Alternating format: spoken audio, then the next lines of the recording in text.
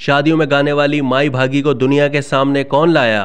मौसीकी सीखी नहीं थी तो धुनें कैसे बना लेती थी? सूबा सिंध में ऐसा कौन होगा जिसने खड़ी नीम के नीचे गीत ना सुना हो? मायना और मफहूम से ना आशना होने के बावजूद आज भी लोग इस गीत की असल मौसीकी और गुलकारा की आवाज़ के सहर में गिरफ्तार हो जाते हैं। थर की शादी ब्याह की तकरीबात में लोग गीत गाकर गुलकारी का आगाज़ करने वाली माई भागी सहरा थर के शहर डिप्लो में पैदा हुई।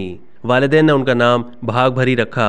उस ज़माने में तारीख पैदाइश याद रखने का रिवाज नहीं था, इसलिए जब भी माई भागी से तारीख पैदाइश का पूछा जाता तो वो कहती कि मैं तो थरो जहां हम सदियों से रहते आ रहे हैं, तारीख और उम्र का हिसाब तो तुम शहरी बाबू रखते हो। थर की कोयल माई भागी ने फ़न गुलकारी की इब्तदाई तरबियत अपनी वालदा से हासिल की। उन्हीं के साथ शादियों और त्योहारों में अपने फ़न का मुजाहरा करती रहीं। माई भागी ने यूं तो मौसीकी की बाकायदा तरबियत हासिल नहीं की, लेकिन वो अपने गीतों की मौसीकी और धुन खुद मुरतब करती थीं।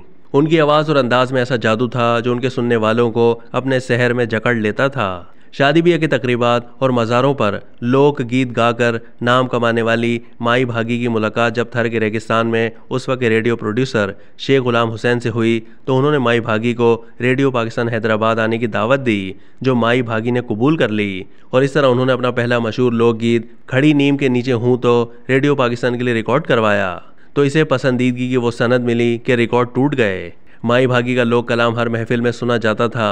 सिंधी, सराइकी, ठाटकी और मारवाड़ी ज़बान में लोक गीतों के साथ भिटाई, सच्चल सरमस्त, मिस्री शाह, हमल शाह और भुल्ले शाह का कलाम भी गाया। सिंध की सकाफत की पहचान और थर की कोयल का खिताब रखने वाली मशहूर लोक गुलकार माई भागी जब अपने मखसूस अंदाज में कान पर हाथ रखकर गाती थीं तो उनकी सुरीली आवाज़ शुरका को मशहूर कर देती थी। पाकिस्तान समेत दुनिया भर में जहां भी उन्होंने गायकी के जौहर दिखाए, हज़ारों लाखों लोगों को अपनी आवाज़ का गिरविदा बना लिया।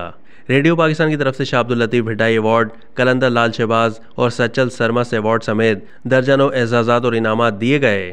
थर की कोयल माई भागी 7 जुलाई 1986 को दुनिया फ़ानी से कोच कर गईं, लेकिन वो सिंध की मौसीकी का वो सुनहरा बाब है जिसको कभी भुलाया नहीं जा सकता। अब तक के लिए इतना ही। मज़ीद मालूमात के लिए डेली जंग के यूट्यूब चैनल को सब्सक्राइब कीजिए।